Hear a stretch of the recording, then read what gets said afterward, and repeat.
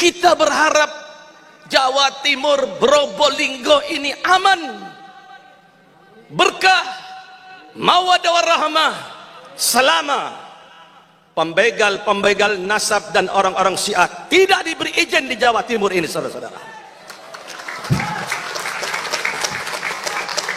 Tapi kalau Bapak beri izin ini orang-orang Syiah, pembegal-pembegal nasab ke Jawa Timur ini, jangan Bapak pikir kondusif lagi. Saya jamin Jawa Timur, Probolinggo berani tidak akan mungkin kondusif.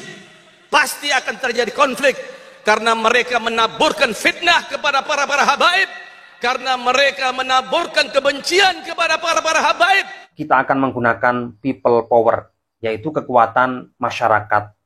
Silakan ini dilanjutkan Pak Mughdor dan kawan-kawan. Dan perlu diketahui, walaupun kami terlihat diam, tenang, santai, kami atas nama warga pribumi Nusantara ini sedikit pun tidak pernah gentar, tidak pernah takut untuk menghadapi provokator seperti Pak Mughdor ini. Dan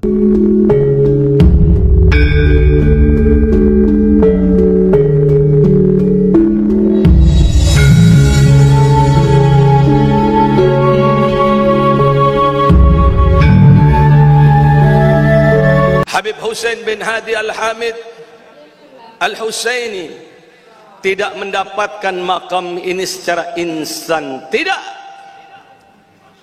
Tapi beliau belajar sebagaimana kita dengar dari guru-guru kita tadi. Sebagaimana kita dengar bagaimana Al-Habib Hussein berguru, salah satunya kepada Habib Muhammad bin Ahmad Al-Muhdar, Al-Habib Ahmad Pekalongan. Karena orang tidak akan mungkin bisa mulia di dunia ini kalau tidak dibekali dengan ilmu. Mong panjenengan setaja, para rabu setaja, mong tak di ilmu, tak muljah dengan ilmu, anampian berarti tak di nasib muljah pada dunia rika. Lan tablughal majda hatta tal'aka sabrah. Seseorang tidak akan mungkin dapat menggapai kemuliaan yang sempurna kecuali dia menelan pahitnya kesabaran, pahitnya dalam menyampaikan misi dakwah ilallah. Lihat bagaimana Habib Hussein berdakwah dari satu tempat ke tempat yang lain dengan penuh kesabaran, mengikuti datuknya Rasulullah sallallahu alaihi wasallam. Sampai saat ini masyarakat berani, aman, kondusif, tenang, adem, alhamdulillah. Alhamdulillah. Kita menginginkan ini terus-terusan seperti itu, betul? Betul? Bapak Kapolres, Bapak Dandim yang saya hormati, Bapak lihat bagaimana tidak ada satupun ajaran-ajaran yang diajarkan oleh Habib Hussein mengundang permusuhan satu sama lain, tidak ada.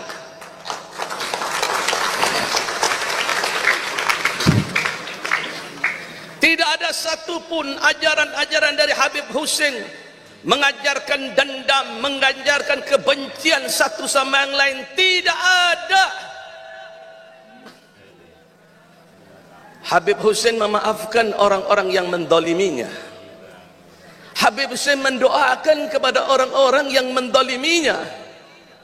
Kita berharap Jawa Timur, Probolinggo ini aman, berkah, mawaddah warahmah, selama pembegal-pembegal nasab dan orang-orang Syiah tidak diberi izin di Jawa Timur ini, saudara-saudara. Tapi kalau Bapak beri izin ini orang-orang Syiah, pembegal-pembegal nasab ke Jawa Timur ini, jangan Bapak pikir kondusif lagi. Saya jamin Jawa Timur, Probolinggo berani tidak akan mungkin kondusif. Pasti akan terjadi konflik karena mereka menaburkan fitnah kepada para habaib, karena mereka menaburkan kebencian kepada para habaib. Ingat, fitnah di zaman ini tidak boleh dibiarkan. Fitnah harus dilawan. Baru fitnah itu akan sirna. Baru fitnah itu akan hilang, saudara-saudara.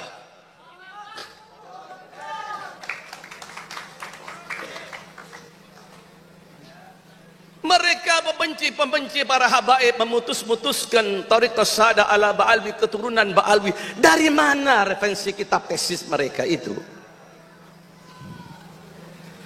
Kalau mereka mengambil kitab dari Syajaratul Mubarakah, dari mana kitab Syajaratul Mubarakah ini mengambil kitab memutuskan Ubaidillah bin Ahmad Muhajir? Sampai sekarang tidak ada jawaban, saudara-saudara. Kitab yang tertua itu adalah kitab Abna al-Imam fil Misri wal Syam, di abad keempat, dalam riwayat di abad yang kelima. Tidak ada satupun ahli nasabah yang memutuskan nasab atau mengatakan kitab Abna al-Imam fil Misri wal Syam itu adalah kitab-kitab palsu. Tidak ada satupun, kecuali oknum-oknum yang datangnya dari Banten ini, yang mereka sok-sok mereka ini ahli nasab, padahal mereka ini bodoh, tidak mengerti apa-apa. Mereka ini adalah orang-orang suruhan yang ingin mengacaukan NKRI, yang ingin menghancurkan NKRI dari dalam, saudara-saudara.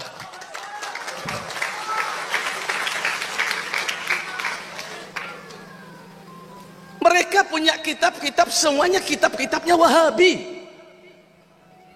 Bukan dari sekarang orang tidak percaya dengan para habaib, memutuskan nasab habaib. Dari dulu sudah ada. Mulai dari Syekh Mukri, Syekh Bimbas, Syekh Mukbil, dan kitab-kitab yang menjadi rujukan oknum-oknum yang dari Banten ini, semuanya adalah kitab-kitabnya Wahabi. Di Indonesia ini tidak berakidah Syiah, tidak berakidah Wahabi, tetapi akidahnya ahli sunnah wal jamaah, berjalan dengan apa yang diajarkan oleh Ki Hasyim Asy'ari, pendiri-pendiri NU, sampai sekarang tidak akan pernah putus untuk selama-lamanya, saudara-saudara.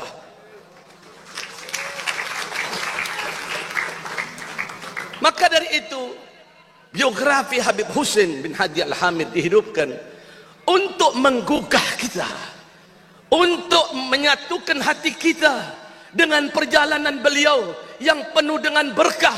Lihat sampai lihat karomat dari karomatnya Habib Husin, begitu banyak. Keberkahan yang dimiliki oleh Habib Husin begitu banyak. Kecintaan Allah Ta'ala kepada Habib Husin bukan pada waktu hidupnya, pada waktu meninggalnya pun berbondong-bondong olan puluhan ribu datang ke tempat ini. Semua digerakkan oleh Allah Ta'ala karena mereka adalah orang yang dicintai oleh Allah. Maka Allah Ta'ala gerakkan manusia untuk mencintainya, saudara-saudara. Nusantara, geleng-geleng, Nahdlatul Ulama, tepuk tangan terima kasih. Nusantara, geleng-geleng, Nahdlatul Ulama, tepuk tangan terima kasih. Assalamualaikum warahmatullahi wabarakatuh.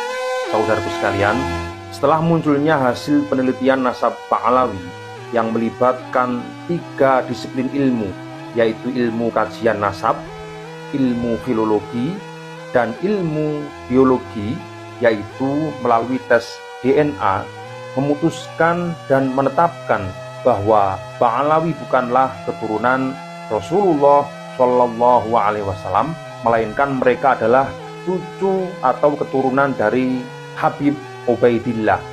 Dampak dari hasil penelitian ini sangatlah banyak di lingkungan kita masing-masing. Di antaranya adalah penyegaran dalam ideologi. Misalnya sekarang masyarakat tidak lagi mengkultuskan Ba'alawi secara berlebihan. Tidak ada politik identitas. Juga tidak ada lagi kesenjangan dalam hubungan sosial, yaitu interaksi antar sesama manusia. Kemudian masyarakat yang cerdas bisa memahami betapa pentingnya memiliki jiwa nasionalis, yaitu memiliki jiwa cinta terhadap tanah air sendiri, cinta terhadap produk lokal, cinta terhadap sesuatu apapun yang lahir dari bangsa kita sendiri. Dan ini dirasakan oleh masyarakat yang sudah terbuka mata hatinya, lalu menerima kebenaran yang sudah terurai. Namun, ini tidak berlaku bagi muhibbin atau simpatisan Ba'alawi yang tetap ta'assub atau fanatik buta terhadap Ba'alawi. Dan ini juga berlaku bagi kalangan Ba'alawi sendiri. Misalnya, Habib Rizik Syihab, Bahar Smith, Habib Novel, kemudian Habib Muhdor Tanggul. Pendapat Pak Muhdor ini sama dengan pendapat Pak Rizik yang berambisi untuk membatasi ruang gerak bagi tim peneliti nasab Ba'alawi atau siapapun yang membahas nasab Ba'alawi. Namun ini dipastikan gagal karena kebenaran ini Allah yang membuka, bukan manusia. Sedangkan kita semua hanyalah sebuah perantara. Ambisi Pak Muhdor ini lebih ekstrim daripada yang lain, yaitu ingin mengejar dan mempersekusi, bahkan memberi shock terapi. Dan ini memiliki makna yang dalam, teman-teman, istilah shock terapi ini. Bagi siapapun yang ingin membahas nasab Ba'alawi di ruang publik. Dan ini lebih mengarah pada kekerasan baik fisik maupun mental. Karena di situ yang terjadi adalah intimidasi atau pengancaman terhadap siapapun yang membahas nasab Ba'alawi di ruang publik. Saudaraku sekalian, sikap overprotective yang dilakukan oleh Ba'alawi ini yang mengarah ke level kekerasan, jika kita lihat dari ilmu psikologi, adalah dampak dari kepanikan yang dirasakan oleh oknum Ba'alawi itu sendiri. Ini bisa kita lihat dan kita buktikan dari bahasa tubuh atau body language, raut wajah, dan ekspresi tubuh yang lain yang mengindikasikan adanya kepanikan pada tokoh-tokoh Ba'alawi ini. Sehingga mereka meluapkan emosi dan kekesalan itu melalui beragam cara atau beragam ekspresi. Walaupun itu terkesan asal-asalan dan ngawur, karena mereka menganggap ini adalah ancaman berat bagi Ba'alawi. Dengan nada tinggi dan suara lantang, Pak Muhdor menyebar provokasi dan fitnah dengan mengatakan Kiai Imaduddin dan kawan-kawan adalah kelompok Dajjal yang dilabeli sebagai kelompok pemecah belah umat. Ini kan sangat ironis, teman-teman. Saudaraku sekalian, Pak Muhdor ini adalah oknum Ba'alawi yang selalu ketinggalan kereta. Orangnya keras kepala, temperamen, pemarah, miskin informasi. Sehingga ketika menghadapi masalah apapun, marahnya selalu didahulukan. Beliau ini kemarin yang mengatakan bahwa ulama 4 madhab, yaitu Imam Hanafi, Imam Maliki, Imam Syafi'i, dan Imam Hambali, mengisbat atau menetapkan nasab Ba'alawi dan juga bagian dari muhibbin bagi Ba'alawi itu sendiri. Padahal ulama 4 madhab ini jauh lebih tua dan tidak kenal dengan yang namanya Ubaidillah yang diklaim sebagai datuk bagi Ba'alawi.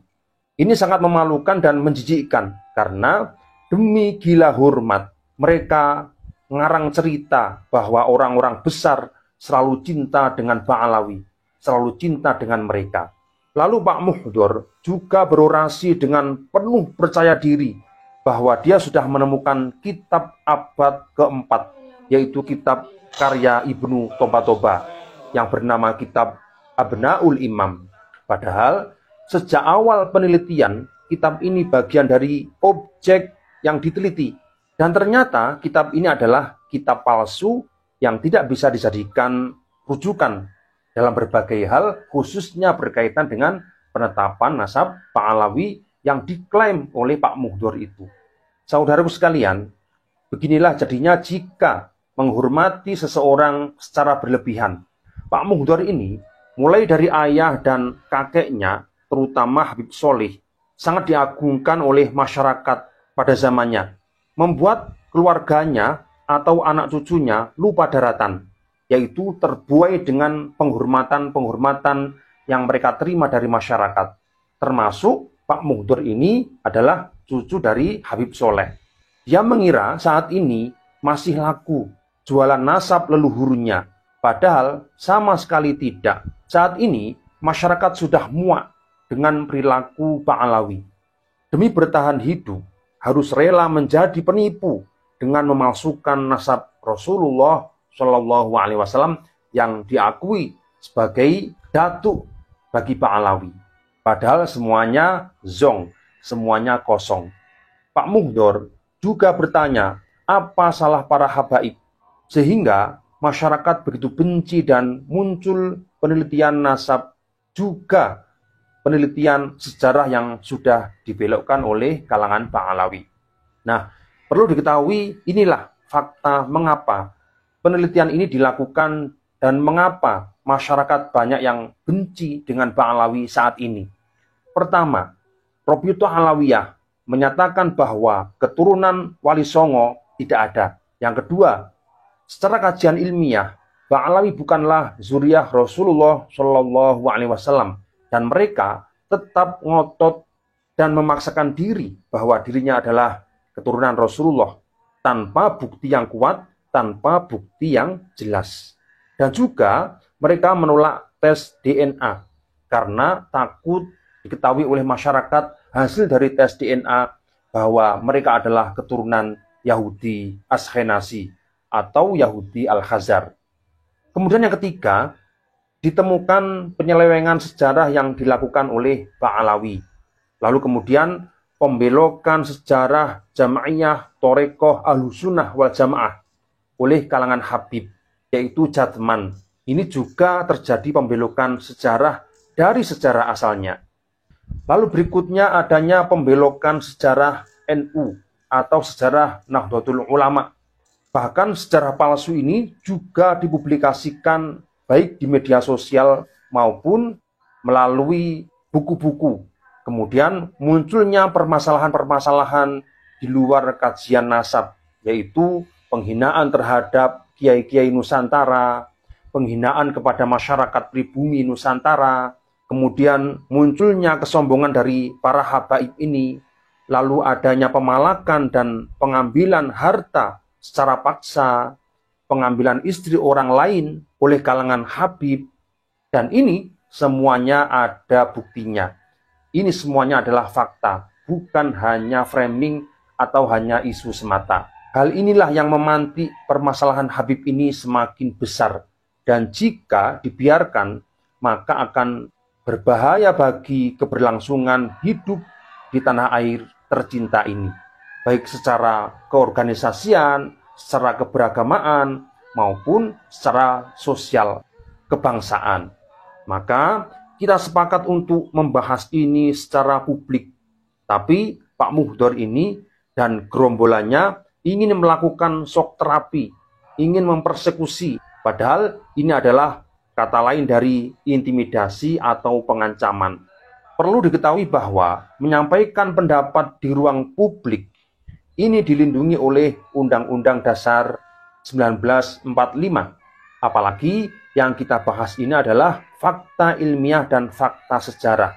Tentu memiliki nilai kemanfaatan tinggi bagi masyarakat, khususnya untuk peningkatan kekayaan khazanah keilmuan kita.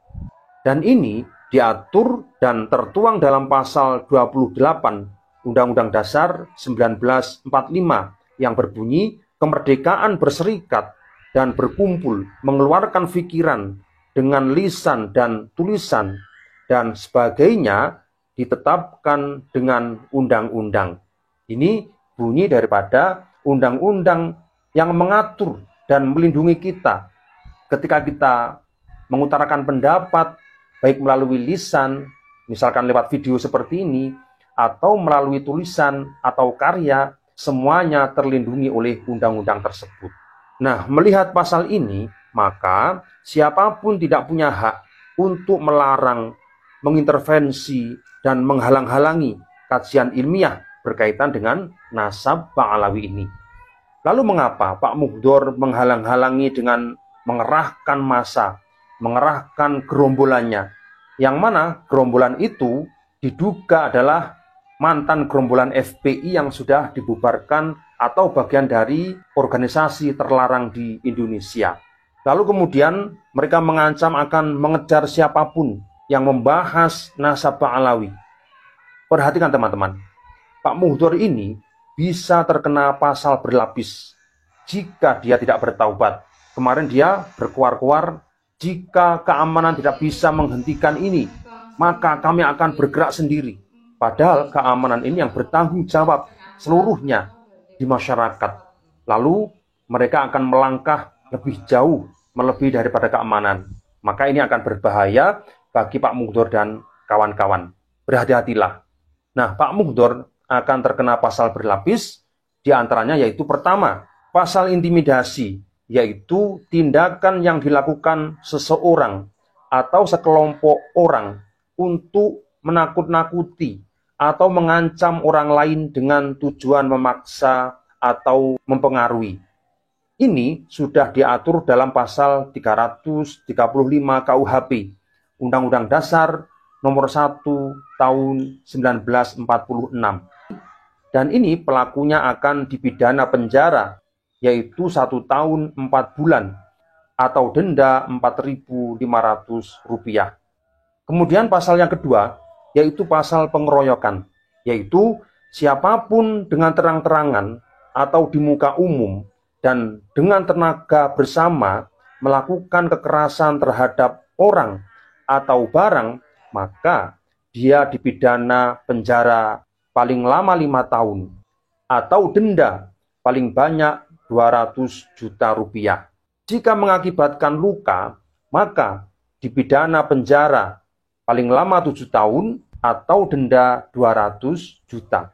Jika sampai terjadi luka berat bagi si korban, maka akan dipidana penjara selama 9 tahun.